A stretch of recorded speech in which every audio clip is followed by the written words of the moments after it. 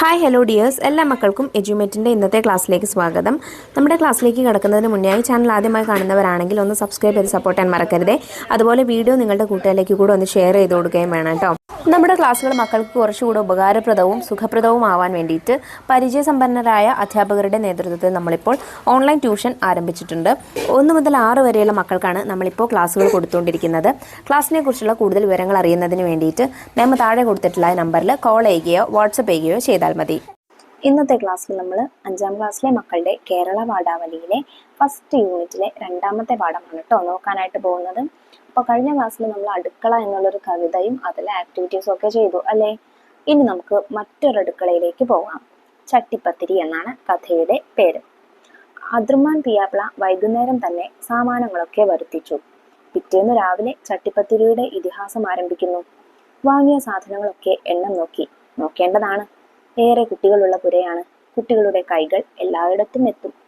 2 റാത്തൽ ഗോതമ്പപ്പൊടി, 30 കോഴിമുട്ട, 1/2 റാത്തൽ വെള്ള കിസ്മിസ്, 1/2 റാത്തൽ കസ്കസ്, 1/4 റാത്തൽ ബദം, 1/2 റാത്തൽ നല്ല പശുവിൻ നെയ്യ്, 1/2 റാത്തൽ പഞ്ചസാര, 5 റുപ്പിക തൂക്കം ഏലത്തിരി, 1/4 കുപ്പി പനിനീർ, എല്ലാം കണക്ക് പോലെയുണ്ട്. ഇനി വേണ്ടത് 1/4 സേർ പാലാണ്. നേരത്തെ വാങ്ങി വെച്ചാൽ തെരഞ്ഞു പോകും. പക്കീർ ചിത്താത്ത പയ്യമ്പാല് കൊണ്ടെന്നോ? ബിച്ചായി താത്ത ചോദിച്ചു.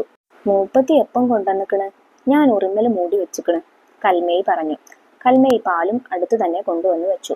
ബിച്ചായി താത്ത ഗോതമ്പപ്പൊടിയെടുത്ത് വെള്ളം ചേർത്ത് കുഴച്ച് മാവാക്കി വെച്ചു. അതിനിടയ്ക്ക് കൽമേയി വെള്ളം നിറച്ചൊരു പിഞ്ഞാണത്തിൽ ബദമെടുത്തിട്ടു. പൊതിരട്ടെ.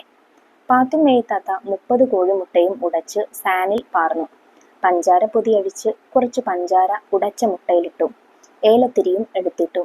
അതാ പനിനീരിന്റെ കുപ്പി, ഇങ്ങോട്ടിടു മോളെ. കൽമേയി പനിനീരിന്റെ കുപ്പി നീക്കി വെച്ചപ്പോൾ കുറച്ച് പനിനീരും ആ മുട്ടയിൽ ചേർത്തു. ആസ തിരിക്കുന്ന മാതിരി വലതു കൈ ചലിപ്പിച്ച് മുട്ടയുടച്ചത് അടിക്കാൻ തുടങ്ങി. മോളെ, അതാ മാവ് കുഴച്ചത്. എല്ലാരും കൂടി 20 തോല് പരത്തിക്കോളി. കൽമേയി ഇരുന്നു. അനുജത്തി ബീരാമ്പി ഇരുന്നു. കൽമേയിയുടെ മൂത്ത മോൾ കച്ചേയും ഇരുന്നു. ചെറിയ മുട്ടിപ്പലകകളിലാണ് ഇരുന്നത്. ഓരോരുത്തരും മുൻപിൽ പത്തിരി പരത്തുന്ന വലിയ വട്ടപ്പലകകൾ വലിച്ചിട്ടു. കുറച്ചു പൊടിയെടുത്ത് ആദ്യം പലകമേൽ വിതറി. കുഴച്ച മാവെടുത്ത് 3 പേരും കൂടി 20 ഉരുളകളാക്കി ഉരുട്ടി. ഓരോന്നും വലിയ ആപ്പിളിന്റെ വലിപ്പമുണ്ട്. പത്തിരി കുഴലുകൾ തുടച്ച് ഉരുളകളിൽ അമർത്തി റോളർ ഉരുട്ടും പോലെ ഉരുട്ടിക്കൊണ്ട് പരത്താൻ തുടങ്ങി. അമർത്തി ഉരുട്ടും തോറും മാവ് ആനച്ചെവിയുടെ രൂപത്തിൽ പലകമേൽ പരക്കുന്നു. ഇത് കൊയലിന്മേൽ ഒട്ടിപ്പിടിക്കണ്, കുറച്ച് പൊടി വേണം. ബാക്കിയുള്ള പൊടിയുടെ പൊതി കൽമേയി നീക്കി കൊടുത്തു. ബീരാമ്പി പൊടിപ്പൊതി എടുത്ത് പലകമേലും കുഴലിന്മേലും ഒന്ന് പൂശി. എന്നിട്ടൊന്ന് പരത്തി നോക്കി. ഇപ്പോൾ ഒട്ടുപ്പില്ല. കച്ചേയും അതുതന്നെ ചെയ്തു. ബിച്ചായി താത്ത പറഞ്ഞു, 3 ആൾ പരത്താനിരുന്നാൽ ശരിയാവൂല. ഒരാള് അത് ഓട്ടിലിട്ട് ബാട്ടിയെടുക്കാനിരിക്കട്ടെ. ആനച്ചെവി വലിപ്പത്തിൽ നേർമയിൽ പരത്തിയ ആദ്യത്തെ തോല് ഉമ്മയെ കാണിച്ചുകൊണ്ട് കൽമേയി ചോദിച്ചു. വലിപ്പം ഇത് മതിയോ? ബിച്ചായി താത്ത നോക്കിയിട്ട് പറഞ്ഞു, ചെനമ്പം കൂടി വലിപ്പം ഇരുന്നോട്ടെ. വലിയ ചട്ടിപ്പത്തിരി അല്ലേ, പലക നിറയൽ തന്നെ കണക്ക്. അല്ല, അച്ചെമ്പിങ്ങോട്ട് നീക്ക്. കൽമേയി വട്ടച്ചെമ്പ് നീക്കി കൊടുത്തു. വേഗം ചെമ്പെടുത്ത് കഴുകി അടുപ്പത്ത് വെച്ചിട്ട് ബിച്ചായി താത്ത വെള്ള കസ്കസ് കഴുകി ഊറ്റി ചെമ്പിലിട്ടു. എന്നിട്ട് പറഞ്ഞു, നെയ്യ് ഇങ്ങോട്ടെടുക്ക്. കസ്കസ് പൊരിയനുണ്ട്. അതിൽ കുറച്ച് നെയ്യൊഴിച്ച് വാങ്ങി വെച്ചു. കിസ്മിസ് എടുക്ക്. കിസ്മിസ് എടുത്ത് നെയ്യിൽ പൊരിച്ചു കോരിയെടുത്തു. കരിഞ്ഞുപോയോ? ബേജാറോടെ മൂപ്പത്തി ചോദിച്ചു. ബീരാമ്പി എണീറ്റ് കരയിൽ കണ കൊണ്ട് പൊരിഞ്ഞ കിസ്മിസിൽ കുത്തി നോക്കി. ഇല്ല, കണക്കാണ്.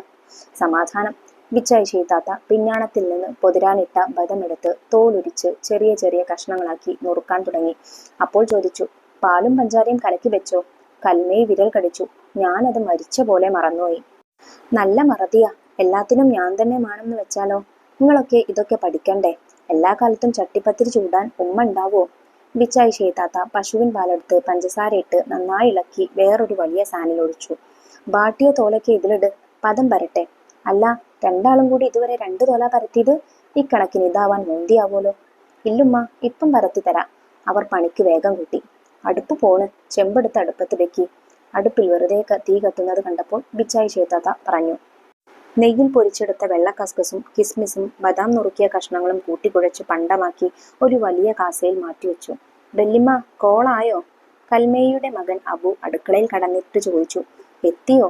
ആളെ തലപ്പിരാന്തെടുപ്പിക്കാണ്ട് അപ്പുറം പോയിരുന്നാട്ടെ. ഇത് നിങ്ങൾക്കൊന്നും തിന്നാനല്ല, ഒരുത്തിയിൽ കൊടുക്കാനാ. അപ്പം നമ്മക്കില്ല അല്ലേ? ബിച്ചായി താത്തയ്ക്ക് ഈറയാണ് പിടിച്ചത്. എന്താ, ജനിച്ചിട്ട് ചട്ടിപ്പത്തിരി കാണാത്തതല്ലേ? അല്ല പിന്നെ. ഗ്രാമഫോണിൽ വന്ന ഒരു പാട്ട് മൂളിക്കൊണ്ട് ഒരു കഷ്ണം ബദവും കടിച്ച് അബു പോയി. കൽമയിൽ കുറച്ച് നെയ്യിട്ട് വട്ടച്ചെമ്പ് അടുപ്പത്ത് വെച്ചു. നെയ്യുരുകിയപ്പോൾ കുറച്ച് നെയ്യ് ചെമ്പിൻ മൂട്ടിൽ ബാക്കിയാക്കി ശേഷിച്ചത് മുഴുവൻ കോരിയെടുത്ത് ഒരു തകരപ്പാട്ടയിലേക്ക് പകർന്നു. ചെമ്പ് താഴെ ഇറക്കി വെച്ചു.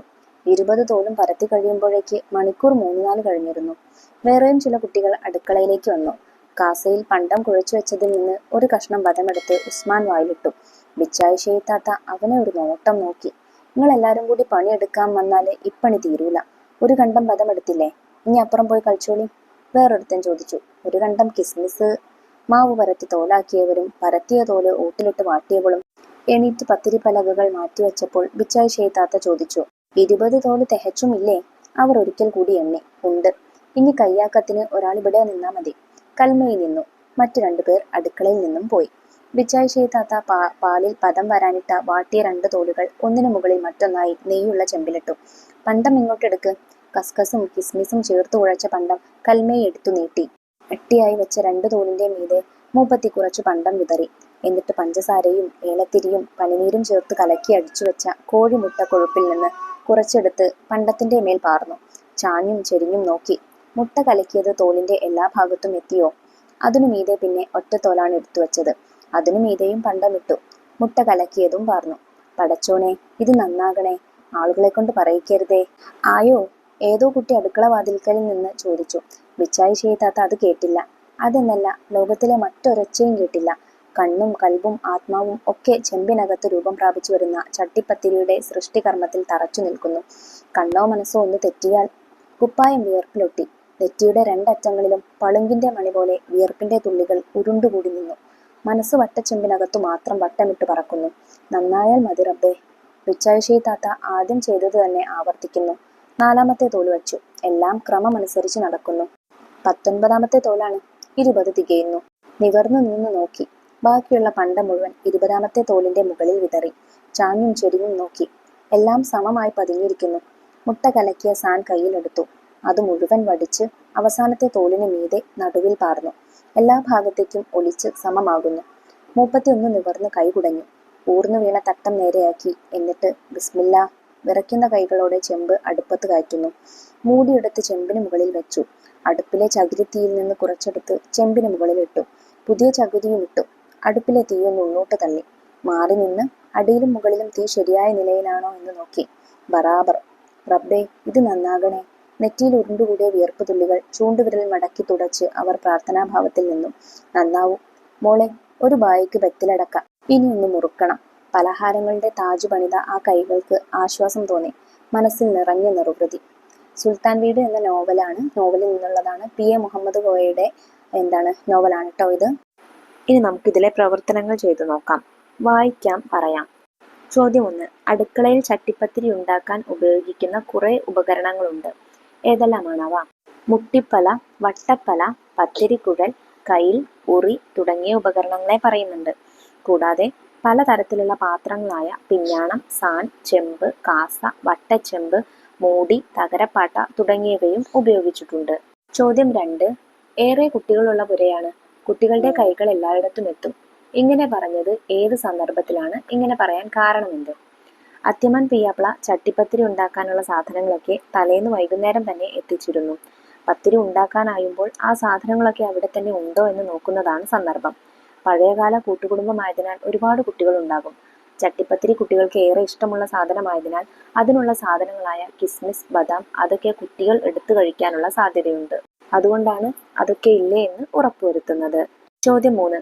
ഞാൻ മരിച്ച പോലെ മറന്നുപോയി. ഈ വാക്യം അർത്ഥമാക്കുന്നത് എന്ത്? പാലും പഞ്ചാരയും കലക്കി വെച്ചോ എന്ന് ബിച്ചായി ഷെയ്ത്താത്ത മകളോട് ചോദിച്ചപ്പോഴാണ് അവരിത് പറഞ്ഞത്. തന്നോട് ചെയ്യാൻ പറഞ്ഞ കാര്യത്തിന്റെ കാര്യം തീരെ ഓർമ്മയില്ലാതെ മറന്നുപോയി എന്നാണ് ഇതുകൊണ്ട് അർത്ഥമാക്കുന്നത്. മരിച്ചു കഴിഞ്ഞാൽ പിന്നെ ഒന്നും ഓർമ്മയിലുണ്ടാകില്ലല്ലോ. അതുകൊണ്ടാണ് ഇത്തരത്തിൽ ഇവിടെ പ്രയോഗിച്ചിരിക്കുന്നത്. ചോദ്യം 4. എന്താ, ജനിച്ചിട്ട് ചട്ടിപ്പത്തിരി കാണാത്തതല്ലേ? അല്ല പിന്നെ. ആരാണ് ഇങ്ങനെ പറഞ്ഞത്? എപ്പോൾ? ബിച്ചായി ഷെയ്ത്താത്തയാണ് ഇങ്ങനെ പറഞ്ഞത്. ചട്ടിപ്പത്തിരി ആയോ എന്ന് അബു ചോദിച്ചപ്പോൾ ഇത് നിങ്ങൾക്കല്ല, വേറൊരിടത്ത് കൊടുക്കാനാണ് എന്നാണ് ബിച്ചായി ഷെയ്ത്താത്ത പറഞ്ഞത്. അപ്പം നമ്മക്കില്ലല്ലേ എന്ന അബുവിന്റെ സങ്കടത്തോടെയുള്ള പറച്ചിലിനാണ് ബിച്ചായി ഷെയ്ത്താത്ത എന്താ ജനിച്ചിട്ട് ചട്ടിപ്പത്തിരി കാണാത്തതല്ലേ എന്ന മറുപടി കൊടുത്തത്. ചോദ്യം 5. ബിച്ചായി ഷെയ്ത്താത്ത അത് കേട്ടില്ല. അതെന്നല്ല, ലോകത്തിലെ മറ്റൊരൊച്ചയും കേട്ടില്ല. എന്താവും കാരണം? ബിച്ചായി ഷേയ് താത്ത ചട്ടിപ്പത്തിരി ഉണ്ടാക്കുന്നത് മറ്റാർക്കോ കൊടുക്കാനാണ്. ഇത് നന്നാവണേ, ആളുകളെ കൊണ്ട് പറയിപ്പിക്കരുതേ എന്നൊക്കെ അവർ പണിക്കിടെ പറയുന്നുണ്ട്. ചട്ടിപ്പത്തിരി തയ്യാറായോ എന്ന് പലരും അന്വേഷിക്കുന്നുണ്ടെങ്കിലും ബിച്ചായി ഷേയ് താത്തയുടെ കണ്ണും കൽബും ആത്മാവും എല്ലാം ചട്ടിപ്പത്തിരി ഇറക്കി വെച്ച ചെമ്പിലായിരുന്നു. അതിന്റെ തീയും വേവും എല്ലാം പാകമാവുന്നതിൽ മാത്രമായിരുന്നു അവരുടെ ശ്രദ്ധ. ചോദ്യം 6. പലഹാരങ്ങളുടെ താജ് പണിത കൈകൾക്ക് ആശ്വാസം തോന്നി എന്ന് പറഞ്ഞിരിക്കുന്നത് എന്തുകൊണ്ട്? ഇവിടെ താജ് എന്ന് വിശേഷിപ്പിച്ചിരിക്കുന്നത് എന്തിനെ? നേരത്തെ തുടങ്ങിയ പണിയായിരുന്നു ചട്ടിപ്പത്തിരിയുടേത്. അപ്പം പരത്തലും നിറവുണ്ടാക്കലും തുടങ്ങി എല്ലാത്തിലും ബിച്ചായി ഷേയ് താത്തയുടെ കൈകൾ തന്നെ എത്തണമായിരുന്നു. അതെല്ലാം കഴിഞ്ഞ് അവസാനം പത്തിരി ചെമ്പിലിറക്കി അതിന് കൊടുക്കേണ്ട തീയും കൂടെ പാകമാക്കി കഴിഞ്ഞപ്പോഴാണ് ബിച്ചായി ഷേയ്ക്ക് ആശ്വാസം തോന്നിയത്. അധ്വാനത്തിന് ശേഷം ഒന്ന് വിശ്രമിക്കാമല്ലോ എന്ന തോന്നലിനെയാണ് ഇവിടെ ആശ്വാസം എന്ന് പറഞ്ഞിരിക്കുന്നത്. ഓരോ തോലിലും കസ്കസും കിസ്മിസും ബദാമും കുഴച്ച പണ്ടം നിരത്തി അതിനു മുകളിൽ പഞ്ചസാരയും ഏലത്തിരിയും പനിനീരും ചേർത്ത് കലക്കി അടിച്ചുവെച്ച കോഴിമുട്ട കൊഴുപ്പിൽ നിന്നും കുറച്ചെടുത്ത് ഒഴിക്കുന്നു. തോലിന്റെ എല്ലാ ഭാഗത്തും അതെത്തിയാൽ അടുത്ത തോലെടുത്ത് വെച്ച് ഇത് വീണ്ടും ആവർത്തിക്കുന്നു. ഇപ്രകാരം 20 തോലുകളും മേൽക്കുമേൽ വെച്ച് ചെയ്യുന്നു. ഇത്തരത്തിൽ 20 തോലുകളും അടുക്കടുക്കായി ചേർത്ത് വെച്ച് താജ്മഹൽ പോലെ മനോഹരമായ പലഹാരമായതിനാലാണ് ചട്ടിപ്പത്തിരിയെ പലഹാരങ്ങളുടെ താജ് എന്ന് വിശേഷിപ്പിക്കുന്നത്. അടുത്ത ചോദ്യം നോക്കൂ. നാടൻ പദങ്ങളും പ്രയോഗങ്ങളും. റാത്തൽ, സേർ, പൊതിരുക, തെരഞ്ഞു പോകുക, മറതി ഇങ്ങനെ ഒട്ടേറെ നാട്ടുഭാഷാ പദങ്ങൾ ഈ പാഠഭാഗത്തുണ്ട്. പാഠഭാഗത്തെ ഇത്തരം പദങ്ങളും അവയുടെ അർത്ഥവും കണ്ടെത്തി ചാർട്ടിൽ എഴുതി ക്ലാസ്സിൽ പ്രദർശിപ്പിക്കും. ഇത് മക്കൾക്ക് ക്ലാസ്സിൽ ചെയ്യാവുന്ന ഒരു ആക്ടിവിറ്റിയാണ്. അതിലേക്ക് വേണ്ട കുറച്ച് വാക്കുകളും അർത്ഥങ്ങളൊക്കെ ഞാൻ ഇവിടെ എഴുതി തരാട്ടോ. പഞ്ചാര, പഞ്ചസാര. സാൻ, പരന്ന പാത്രം. പിഞ്ഞാണം, പ്ലേറ്റ്. ഉറി, ഭക്ഷണം സൂക്ഷിക്കാൻ കയറുകൊണ്ട് കെട്ടിയുണ്ടാക്കുന്ന ഒരു ഉപകരണം.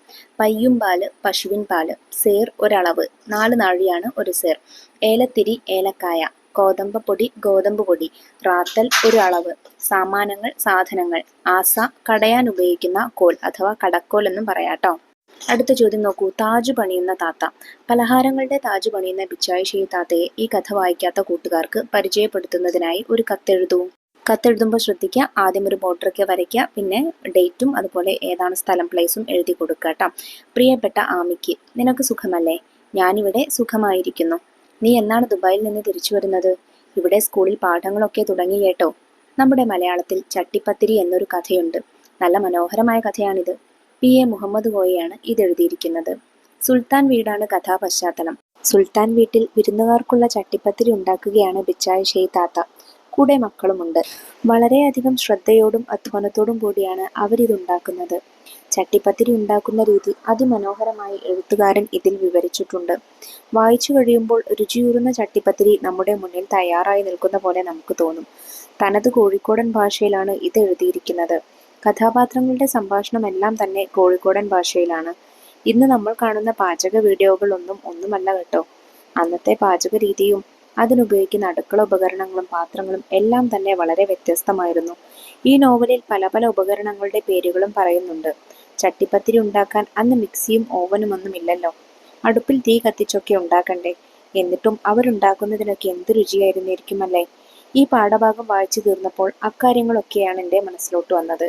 എന്തായാലും പറ്റിയാൽ നീയും അതൊന്ന് വായിക്കണേ. അടുത്ത മാസമെങ്കിലും നീ നാട്ടിൽ എത്തും എന്നാണ് ഞാൻ പ്രതീക്ഷിക്കുന്നത്. വിവരമറിയിക്കാൻ മറക്കരുതേ. നിന്റെ സ്വന്തം ഫാത്തിമ. ഇനിയുള്ള 2 പ്രവർത്തനങ്ങളും നിങ്ങൾക്ക് ക്ലാസ്സിൽ ചെയ്യേണ്ട പ്രവർത്തനങ്ങളാണ് കേട്ടോ. ആദ്യത്തേതൊരു സംവാദമാണ്. നോക്കിക്കേ, അടുക്കള ആരുടേതാണ്? എല്ലാത്തിനും ഞാൻ തന്നെ വേണമെന്ന് വെച്ചാലോ? നിങ്ങളൊക്കെ ഇതൊക്കെ പഠിക്കണ്ടേ? എല്ലാ കാലത്തും ചട്ടിപ്പത്തിരി ചൂടാൻ ഉമ്മ ഉണ്ടാവോ? ബിച്ചായി ഷേയ് താത്ത തൻ്റെ പെൺമക്കളോട് പറയുന്ന ഈ വാക്കുകൾ ശ്രദ്ധിച്ചിരിക്കുമല്ലോ. ആൺമക്കൾക്കും ഇത് ബാധകമല്ലേ? അടുക്കള എന്ന കവിതയിൽ ആര് മറന്നു വച്ചു ഈ അടുക്കള? ഒരു പക്ഷേ എൻ്റെ അമ്മയുടെ അമ്മയുടെ അമ്മയുടെ ജീവിച്ചിരുന്നിരിക്കാൻ പോലും ഇടയില്ലാത്ത അമ്മയുടെ അമ്മയായിരിക്കാം എന്ന വരികളും ഇതിനോട് ചേർത്ത് വായിക്കേണ്ടതാണ്. നിങ്ങളുടെ അഭിപ്രായങ്ങൾ യുക്തിപൂർവം അവതരിപ്പിക്കാനായി അടുക്കള ആരുടേതാണ് എന്ന വിഷയത്തിൽ ഒരു സംവാദം സംഘടിപ്പിക്കുക. അപ്പോൾ 2 ഗ്രൂപ്പുകളായിട്ട് തിരിയുക. അടുക്കള സ്ത്രീകളുടേതാണ് എന്നൊരു ഭാഗവും അടുക്കള 2 പേർക്കും, അതായത് ലിംഗഭേദമില്ലാതെ സ്ത്രീക്കും പുരുഷനും ഒരുപോലെ തന്നെ അടുക്കളയിൽ കയറാം എന്നുള്ള രീതിക്ക് മറ്റൊരു ഗ്രൂപ്പും ആയിട്ട് സംവാദം സംഘടിപ്പിക്കുക കേട്ടോ. അവസാനത്തെ ചോദ്യം, അഭിനയിക്കാം. നിങ്ങളുടെ ചിന്തയിലുള്ള മാറിയ അടുക്കളയെ അഭിനയത്തിലൂടെ അവതരിപ്പിക്കുക. അതായത് നിങ്ങൾക്ക് ഓരോരുത്തർക്ക് പല അഭിപ്രായമായിരിക്കും അല്ലേ. ചിലർക്ക് ഇപ്പോഴും ആദ്യത്തെ പോലെയുള്ള സ്ത്രീകൾ മാത്രം ഒതുങ്ങിക്കൂടുന്ന ഒരു സ്ഥലം എന്നുള്ള രീതിയിലായിരിക്കാം, ചിലർക്ക് കൂട്ടമായിട്ട് ചേരുന്ന ഒരു സ്ഥലം എന്നുള്ള രീതിയിലായിരിക്കാം. എന്താണെങ്കിലും അത് നിങ്ങൾ ക്ലാസ്സിൽ അഭിനയിച്ച് കാണിച്ചു കൊടുക്കുക. അപ്പോൾ ഇത്രയും കാര്യങ്ങളാണ് കേട്ടോ മക്കളെ നിങ്ങൾക്ക് ചട്ടിപ്പത്തിരി എന്നുള്ള ഈ പാഠഭാഗത്തിൽ ചെയ്യാനായിട്ടുള്ളത്. പാഠഭാഗവും അതിൽ ചെയ്തിട്ടുള്ള എല്ലാ പ്രവർത്തനങ്ങളും എല്ലാ മക്കൾക്കും മനസ്സിലായിട്ടുണ്ടെന്ന് വിശ്വസിക്കുന്നു. വീഡിയോ ഉപകാരപ്രദമായിട്ടുണ്ടെങ്കിൽ തീർച്ചയായിട്ടും നിങ്ങളുടെ കൂട്ടുകാരിലേക്ക് കൂടെ നമ്മുടെ വീഡിയോ ഒന്ന് ഷെയർ ചെയ്ത് കൊടുക്കണേ. 6ാം ക്ലാസ്സിലെ വിഷയങ്ങളുടെ മറ്റ് വീഡിയോസ് നമ്മൾ വൈകാതെ അപ്ലോഡ് ചെയ്യുന്നതായിരിക്കും. ആ വീഡിയോസ് കിട്ടുന്നതിന് വേണ്ടി ചാനൽ ഒന്ന് സബ്സ്ക്രൈബ് ചെയ്യാൻ മറക്കരുത് കേട്ടോ.